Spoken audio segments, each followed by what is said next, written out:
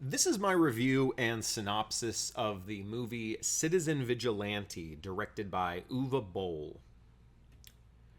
Uwe Boll is a very unique director. I could spend a lot of time detailing how he secured his infamous reputation, but I'm going to keep it brief to focus mainly on a review of the film. That being said, Uwe Boll is a common inclusion on lists for the worst film directors of all time. My personal relationship with his movies was seeing them get made fun of in Game Informer magazine. He's mainly known for video game adaptations, like Blood Rain and Postal, and movies which mirror real-life events, like Auschwitz and Darfur.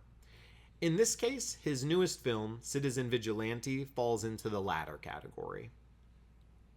Recently, the movie has gone viral for being banned in Germany for graphic depictions of violent ethnic friction between immigrants and native citizens of European countries. It also features controversial actor Armie Hammer as the titular citizen vigilante. So it is a certifiable triple whammy. That's a polarizing director, polarizing actor, and polarizing topic for the film. For this review, we are mainly going to focus on a technical review of the film and an assessment of the morals and messages present. I'll be going over most scenes in depth, so here is your spoiler warning, although it's not really that kind of movie. All right, and every once in a while I'll be looking over here just to make sure we can get some visuals. These are just still images from the movie that I'll be sliding over. I think they qualify for fair use. So we should be in the clear. Okay, I'm just referencing them for the review of this movie. The film opens with the sounds of guns being loaded and an anonymous quote that reads, "All behavior can be traced back to instincts. When justice is denied, instincts turn to vengeance." We see that here. When justice is denied, instincts turn to vengeance. And this is an anonymous quote. This quote is a bit tricky because of the invocation of an absolute statement. Whenever you bring in something like all behavior can be traced back to instincts, it's like, oh, well, I just have to find one example and I kind of poke the hole in it. Absolutes can kind of be tricky for building a good quote. But in this sense, it sort of depends just, I guess, on how we define instinctual. Instincts turning to vengeance is certainly a real phenomenon, however, when justice is denied.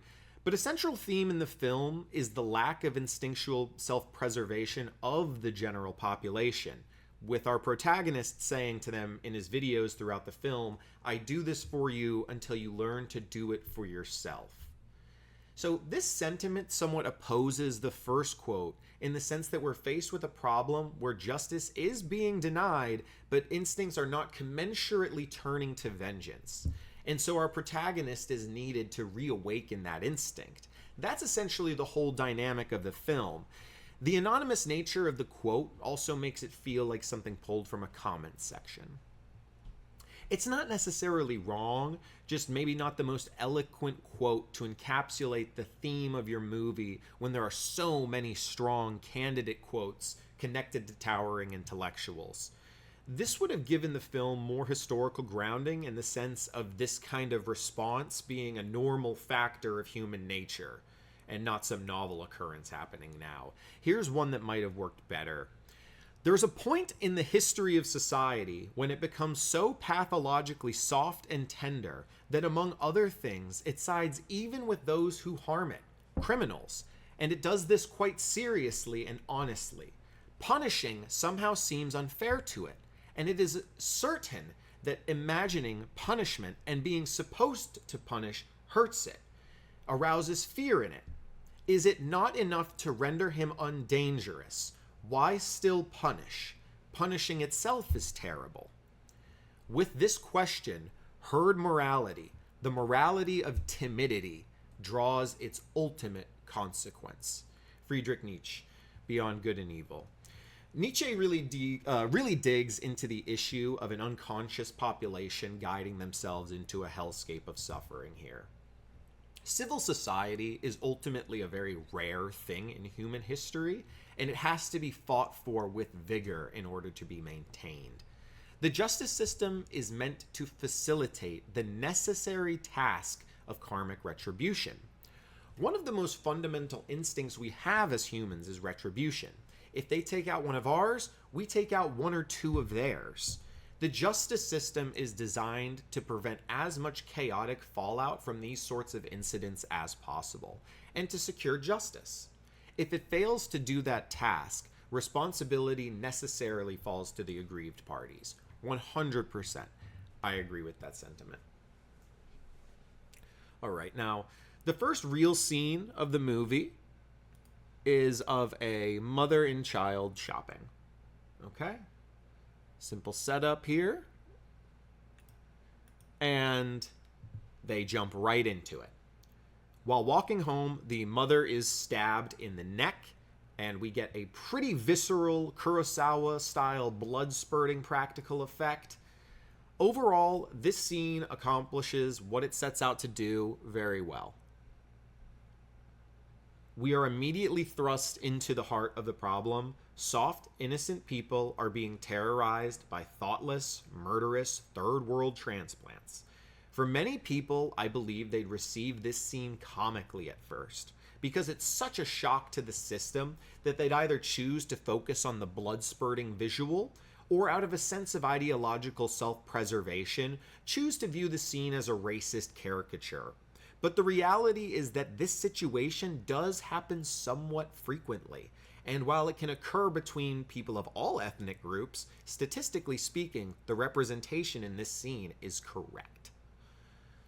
Now, this scene transitions into a news station presenting the murder. Throughout the movie, the news station is used as a narrative device to relay information between the events we see and to give insight to the attitudes of the affected people. Okay, so some of these scenes, and possibly other scenes, you might be able to tell. Oh, I keep forgetting to hover over this. I can pull up the images. Some scenes like this and certain other ones seem to be AI, but ultimately they're unimportant outside of being the anchor which roots us to an understanding that our vigilantes' actions accurately reflect the feelings of the locals. Let me pull up an image here. So like here you have this lady saying, you know, we work, we pay taxes, and for what? And there's a lot of this in the movie of like social media presence presenting favorably towards the vigilante. And I feel this was a bit of a missed opportunity. It makes sense for social media to be flooded with positive sentiment regarding the vigilante, as that's accurate to real life, but it would make more sense and provide additional commentary for the news media to be biased against him and sympathetic towards the criminals and dissidents that were being targeted. This would further emphasize the very real divide that is growing between institutional media and the people. It could also be a useful device for showing how narratives are shaped. You could have the vigilante save someone from an otherwise mortal altercation, but have someone with a camera arrive at the precise moment to misframe the incident. Then show how the media goes on a crusade to promote a false or dramatized reality. I think this is a good note. The news media tends to be another symptom of rot. And I would say that showing a difference between opinion on the vigilante from news media versus social media would have been a good time capsule for the moment. One of the next scenes features back and forth cuts of our vigilante working out. We get a little montage of him here doing stuff like this and stuff like this. And three men are setting up some sort of deal. These guys. This is awful. This part of the movie lasts for like maybe 2 minutes, but it's just very rough editing wise. They use the same shot of him, the same shots of him working out multiple times. And for a scene that really should just be, you know, quick getting through it, it just kind of drags. Yeah, the whole scene just needed to be combed over more thoroughly in the editing room. The scene where he actually takes them out is perfectly fine. Let me pull that up. Hopefully it's not TOS, little blood on the wall. but a lot of the action scenes in the movie are actually done fairly well. The next scene we get introduces the head of Interpol. All right. He's also a narrative device. He's really this guy is barely a character at all in this movie. All of his lines are just boilerplate, follow the rules, stay in the lines, yada, yada, yada. He exists to serve as a monolith of the ineffectiveness of police forces all over the world who are fixated on serving special interests more than the people they are actually supposed to protect. He's not portrayed as particularly immoral, just an old dog resilient to learning new tricks. In this sense, I think the actor did a good job of not stealing too much spotlight, but I think his performance did no favors to the flat nature of the character, and I think part of the issue is the accent. He sounds like Russian or Serbian, some kind of accent like that, but it's very cleaned up and devoid of some of the dynamics you'd expect to hear in those accents, so it's a bit difficult to place. But it does come across like a politician, and that might have been intentional to signal the overlap between special interests.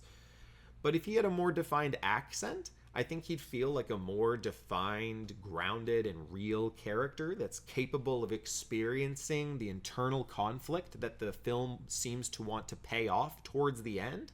He's just very mechanical. One thing I do like writing-wise in his introduction is his attempt to pass responsibility to Russian or Chinese involvement. It's very accurate to have the figurehead for police actively mentally preoccupied with some faraway land rather than the growing turmoil at home. The next scene we get is on a bus where 3 fare-dodging teens are confronted by our vigilante. So here he's coming up to the front. He's like, I'll pay for them to get this bus moving. So he pays for their fares to get the bus moving along, then sits next to them to explain how to properly acquiesce to civilized society. And they, of course, clown him. They're very rude to him. One of them makes some kind of move, and our vigilante, what does he do? Pulls a gun on him. All right, so right here, he's got a gun on this kid. And this buys him a single iota of contrition out of them. They listen a bit more before reaching their stop. And when they do, what do they do at their stop? They flip him off and point a knife at him. You can't see it here, but right before this, the kid on the left flips him off, and then this kid's pointing a knife at him. This is fucking insane, okay? This man just pulled a fucking gun on you on a bus in a European city, okay? This is a bona fide raid boss. Like, there's nothing anybody could even do to help you in this situation. Like, if you call the cops, they're gonna roll up with batons and stun guns that have a 25% chance to proc, okay? I get that they're stupid, but these kids should have had the sense to run. And I guess this is all just to show that the youth have largely lost their minds, which is a valid point.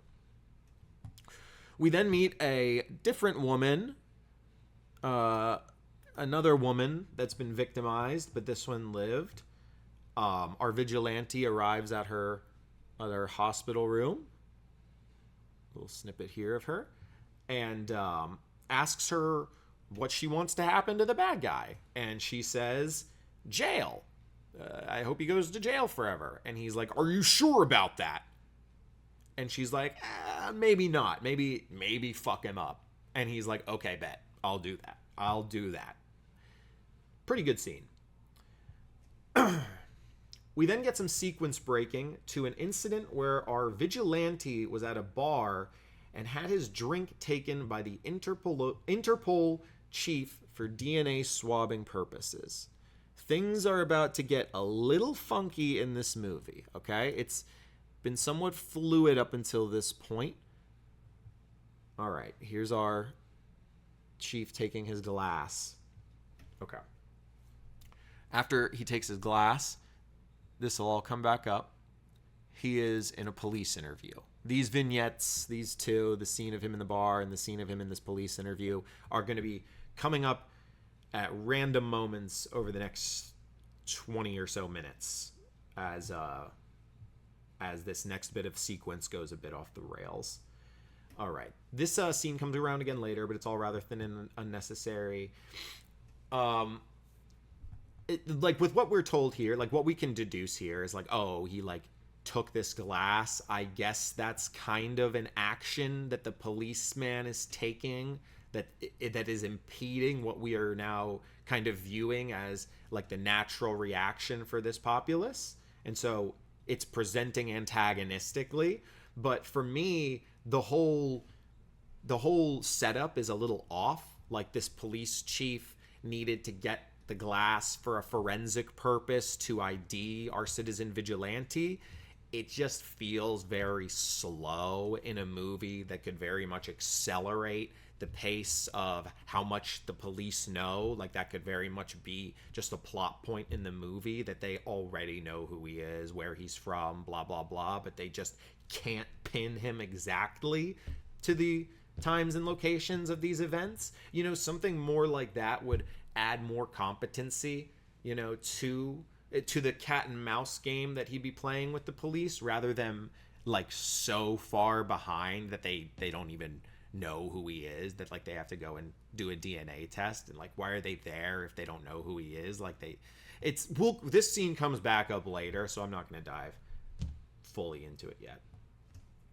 It comes at the end of this sequence pretty much, if you can believe it. This next sequence is fucking crazy. Okay. All right. All right. Okay. This next sequence is nuts. He takes some photos of a damaged building facade. He preps a military bunker. There are SWAT presence in the street, big military police presence. You know, they're rolling out on him. He's talking to the camera, giving some more messages to the people, leaving his messages. He goes to a whorehouse. Okay, this is the sequence. This is how it's happening. This is how they chose to order it. He goes to a whorehouse. He has sex with a prostitute. That's going on off the camera here, or, you know, on camera, but we're not going to show any of that. Okay. In the middle of coitus, mid-coitus, he explains to her, after he notices this, that it's black mold, and he explains what that is to this girl, and then he politely pays for his sex. Then we go to the bar scene. Now we're at the bar scene from earlier. And then we get the confrontation between the police team, the SWAT team that rolled out, and the bunker. Where to begin with this? Let's just say that visually it's all fine. I understood what was happening in all of the individual scenes, but in terms of the presentation, it left much to be desired in terms of sequencing. There's a good quote about storytelling that goes something like, a story is a beginning, a middle, and an end, but not necessarily in that order. This is a bad example for that quote. These scenes should have just been arranged linearly. It would have been more compelling and have flowed together better. Have him take photos, go to the whorehouse, go to the bar, police interview, go prep the bunker, film the video, SWAT rollout, fight scene. The reason I would do this more straightforward is that there's not some payoff of dramatic irony to any of this from the sequencing. The scenes themselves have a lot of dramatic irony, which is basically... Dramatic irony is basically just the characters on screen knowing something we don't, or we knowing something that the characters on screen don't, and then the film plays off of that. Like when we know that the drinks have been switched, we know that certain characters on screen don't know that, and so it's engaging. But the sequencing of these scenes doesn't cause any dramatic irony in terms of the actual scenes. It's not like when they arrive here at his apartment, we're like, oh, and then they're at the apartment. Oh, that's why he had sex with the whore. You know, like it doesn't add to it. And so what really happens is it serves to distract. All you really do is distract and confuse a percentage of your audience that's just going to say, what's happening? And if they say that 2 or 3 times, they tune out. Let's quickly address the potential moral messaging of these scenes. The vigilante is very observant and wants to put things in order. He may break the law, but he abides by moral principles. On the other hand, the police will respond with forced things which challenge their authority more readily than crimes done without some moral purpose. I think that's pretty much the short of it. Here's a quick assessment of those scenes. The architecture being damaged is a good note. It reflects real life. The scene at the whorehouse is unnecessarily long. I think the point is to show he's not RoboCop and he has ordinary human needs, but you can do it while showing less. Showing less often works better from a visual standpoint as well. The scene at the bar, it plays a lot like something out of an RPG video game where you see some action take place and then you get a dialogue option where you choose to like switch the drinks or leave them the same, and you'll get light side points or Paragon or good karma or dark side points or renegade or bad karma respectively. Basically, these two guys, the scene I'm describing is these two guys are going to roofie these two girls. Let me show you this because it is such an egregious visual. Like, they're literally right in the middle of the bar with like an eyedropper of roofies, just putting it into a drink in front of everybody. And when this is happening, when he's doing this, there's a cut where it shows that the Interpol chief is staring directly at it. He's like staring at them, and then he sees our vigilante get up and go and do something about it, and that's what actually ends up leading to him grabbing the glass. That's like the step in between the glass grab.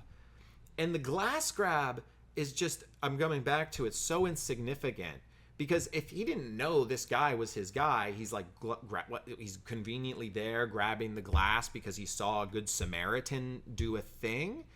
If he's there, he should know who he is, or at least specifically that that's a person that he wants to talk to. And like, you have enough at that point, right? Like, I don't think that they need much. I don't get the step with the glass. And if he wasn't going to do anything about the other thing, he just let these people roofie these girls like out in the open, and he wasn't going to do anything. And like, he didn't pursue them after too. Like, I'm pretty certain he saw this situation unfold, and he's just like, oh, I guess we'll just leave them there drunk, passed out, haha, they've learned their lesson, roofied, haha.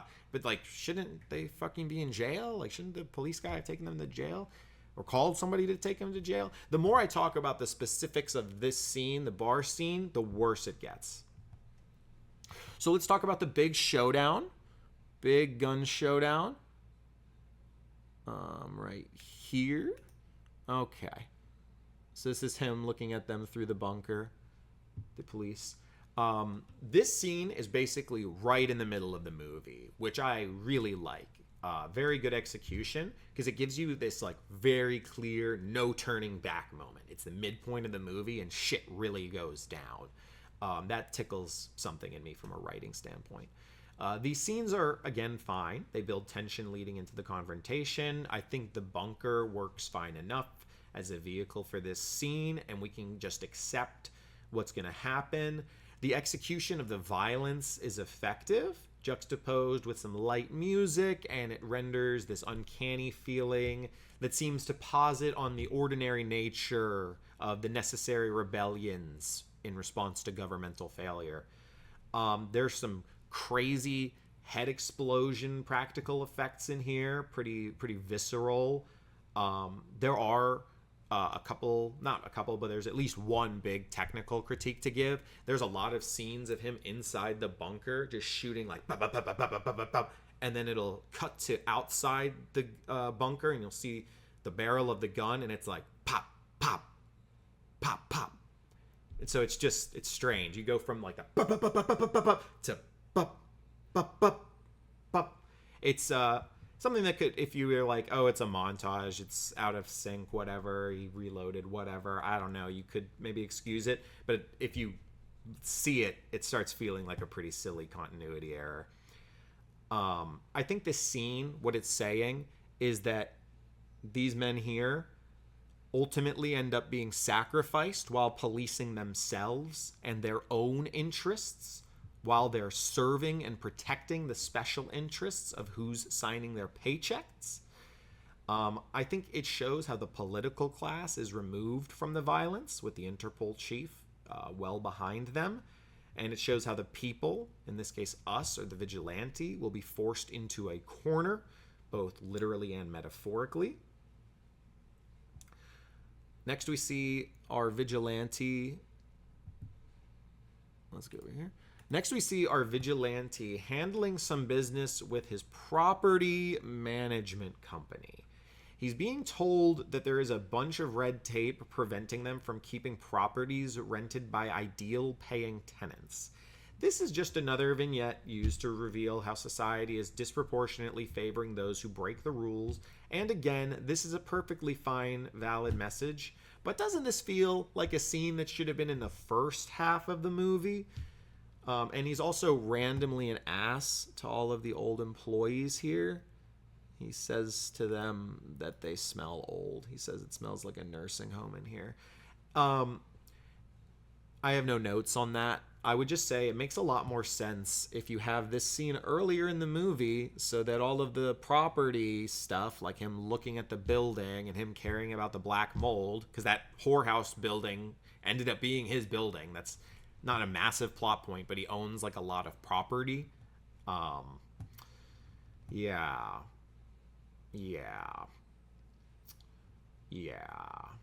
There's backstory for why that is. Like, he's like an American. He had some like inheritance with the businesses and stuff here. It's ultimately very unimportant, all of that.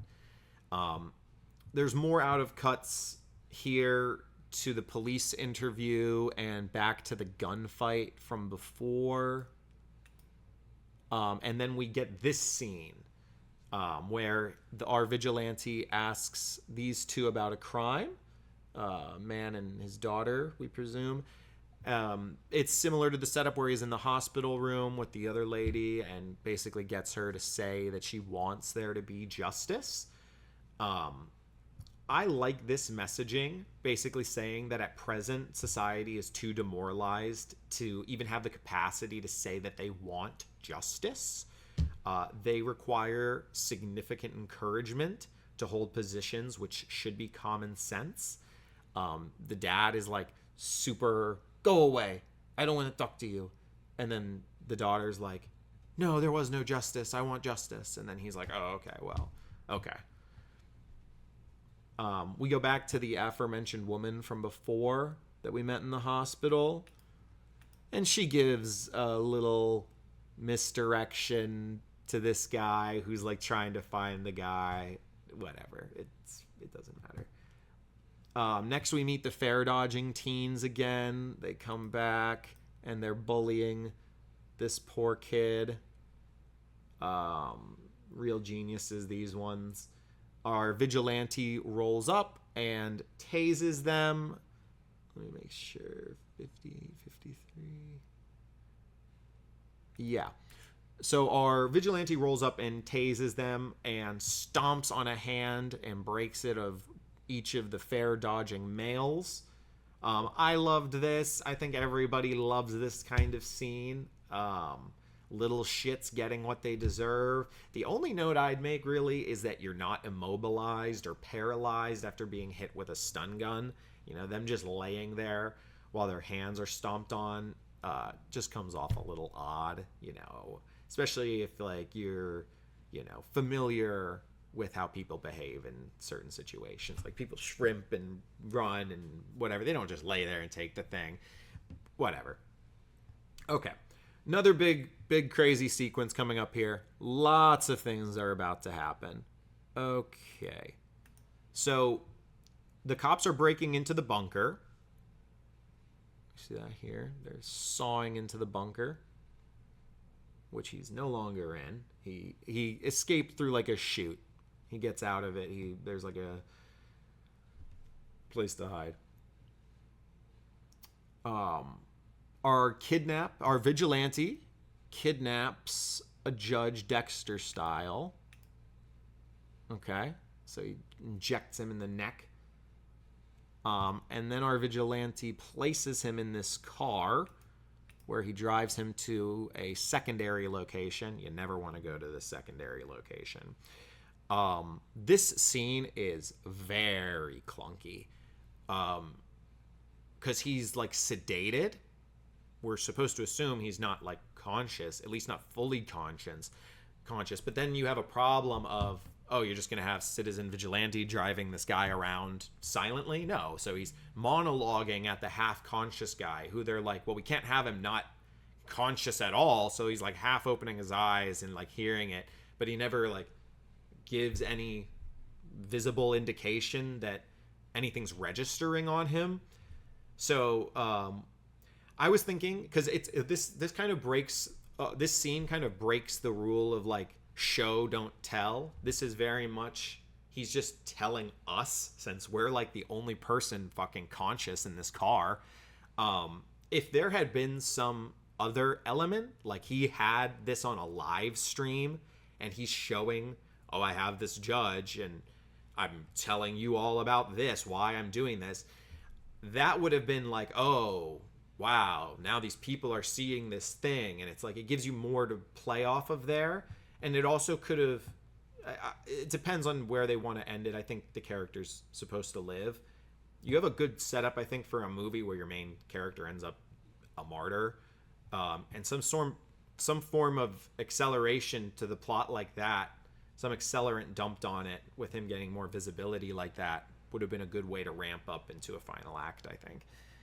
If you have to have him monologuing at this judge at all. It feels like there were a lot of things that were like important for them to mention in this movie that kind of became difficult to find the perfect vehicle to attach to. And so this scene ends up like a lot of the themes of bad faith judges and judicial wrongdoing and such like that get shoehorned kind of into these scenes where he's talking to this half-conscious person. The bunker explodes. Okay. But the Interpol chief lives. Okay. This next scene is maybe the most out of place in the movie. Maybe even more out of place than the whorehouse scene. So he's explaining how people are like sheep. And so to show how little sense of self-preservation people have, he runs a car that's coming towards him off the road. It flies off the side of the road and fucking explodes as if it were a bomb. And he's looking at it in the rear view mirror and he's kind of like, see, I told you so. Let me get the image. Yeah, like this is the exploded car in the rear view mirror. This scene is just mind-boggling. It could easily just not have been there. Are we to interpret that he's losing his mind? Did this not really happen? Was it a hallucination? Is our protagonist actually just a fucking lunatic? And all of the ideology surrounding his cause is more so just a justification for enacting violence? At best, I feel you could call this a purposeful fourth wall break, and Uwe just wants you to really understand this particular message. And so this isn't really a scene in the movie so much as it is a scene that just happens to be in the movie. You could just pretend it's not plot relevant and nothing changes. And maybe you could glean some sort of a message off the idea that you need to be willing to take an action to protect yourself. I feel that's being generous to Uwe. Next, the vigilante. Our vigilante's doing big actions here. Our vigilante kills the judge by staging a drunken suicide by wrist slice. He doesn't pour any booze on his mouth. He's dumping booze on his coat here. He just dumps it on his coat and then closes the bottle, and that's it. I think the commentary here is that European police officers are so fucking stupid that they're incapable of any forensic work at all. Like, they open the door and like smell the booze and just be like, well, he must have been hammered and killed himself. Case closed. Our vigilante makes some he makes some valid points about the nature of bad faith judges here. But given that he just murdered 2 guys in the last 5 minutes, he's becoming a bit of a murky moral authority, especially the one individual who he murdered, who seemingly, as far as we know, did absolutely nothing wrong, other than driving near this guy. This leads us neatly into the final sequence of the movie. Let's get that up here. All right. Good setup here. Looks good. Our vigilante takes a family of 4 hostage, which includes a recent beneficiary of the bad faith justice system. It could be the guy in the specific case from the girl with the dad. You know, I think it's kind of being set up to be that. But a lot of these situations, it could just be broad spectrum. It just applies to the system at large. So this is a family who's harboring a son who is a rapist, okay? And he has gotten off lightly. The father and mother make excuses for why, and the daughter apparently made light of it on social media, saying that white women or Western women don't dress modestly. This is them on the couch. So he has the son call all of the gangbanger friends who participated in the crime. And as they start trickling in, our citizen vigilante kills all of them. He lights them up. And this scene absolutely epitomizes the movie.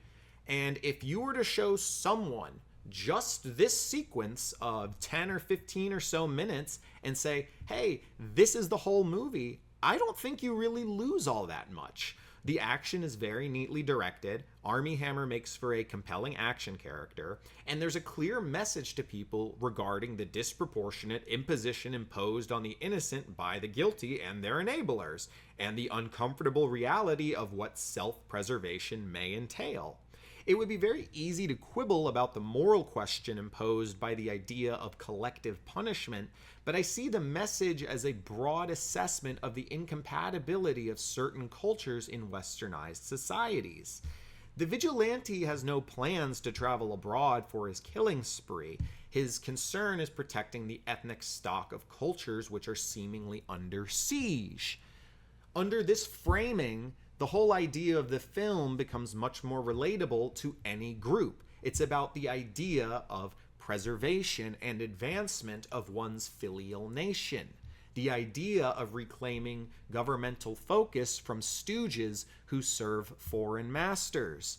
This is something that should be sympathetic to all people, but many are intellectually stunted and idealistically neutered.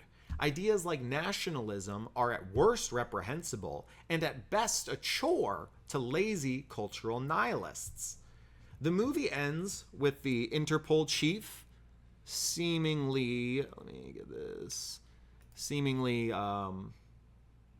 coming around a bit, having a bit of a change of heart. He requests to speak with the prime minister. There was like some slight ultimatum given on a phone call earlier saying like you know what you got to do. So this like idea was kind of, it's presented as like he has some agency he can take and make a move, and he takes that move, which says to us he's a better guy now. And then that coincides with the people on the couch sighing peacefully at the world news because they are receiving the justice that they were denied. And then the final scene before the credits roll is a poignant dedication. It says this film is dedicated to the thousands of rape and murder victims in Europe who were betrayed by our legal system. And if you are unaware of this being a real thing, it is ignorance on your part. This is a significant happening in the world right now. In England alone, there is a very significant report of 250,000 women and girls who were trafficked by this Pakistani grooming gang. The offenses detailed in this report are absolutely heinous, and we can just say, sweeping across Western society, it is becoming an all too common occurrence. This movie, I think, particularly in those ending buildups, signals to people an important message that it's going to take all of us. It's going to take the police having an awakening. It's going to take citizens having an awakening, and the capable sheepdogs of our society to lead that charge. Overall, I'd say this movie is a 6.5 out of 10. There are some really solid scenes, but there are just so many clunky elements. It steps on its toes way more often than it should, pacing-wise, for a movie that's short of an hour and a half. And despite having many valid messages, it also sometimes leaves you uncertain in regards to the moral implications. Especially like that one scene, he becomes a bit of an unreliable narrator in a sense for us. We don't necessarily love that he drove that guy off the road. It's a hallucination. What the movie does well is effectively tackling a bold, controversial subject matter. The action scenes are ultimately just a vehicle to deliver the message that people need to reawaken an instinct for self-preservation and cultural unity. I think the people who may find this movie objectionable are generally unaware of the ubiquitous nature of societies becoming docile and overtaken by nefarious actors. And to those people, I'd like to read a passage from Adam Smith's The Theory of Moral Sentiments. As society cannot subsist unless the laws of justice are tolerably observed, as no social intercourse can take place among men who do not generally abstain from injuring one another, the consideration of this necessity, it has been thought, was the ground upon which we approved of the enforcement of the laws of justice by the punishment of those who violated them. Man, it has been said, has a natural love for society, and desires that the union of mankind should be preserved for its own sake, and though he himself was to derive no benefit from it. The orderly and flourishing state of society is agreeable to him, and he takes delight in contemplating it. Its disorder and confusion, on the contrary, is the subject of his aversion, the object of his aversion, and he is chagrined at whatever tends to produce it. He is sensible, too, that his own interest is connected with the prosperity of society, and that the happiness, perhaps the preservation of his own existence, depends upon its preservation. Upon every account, therefore, he has an abhorrence at whatever can tend to destroy society, and is willing to make use of every means which can hinder so hated and so dreadful an event. Injustice necessarily tends to destroy it.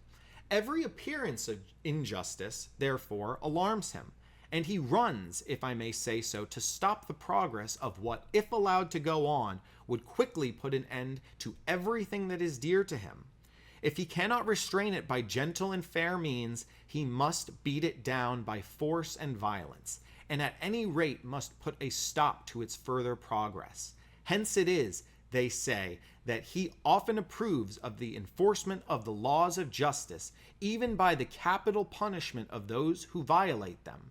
The disturber of the public peace is hereby removed out of the world, and others are terrified by his fate from imitating his example.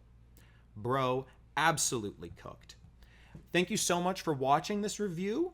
Hope you enjoyed it. Like and subscribe for more content and more film reviews. I think I might be doing Sunrise next. Have a good one.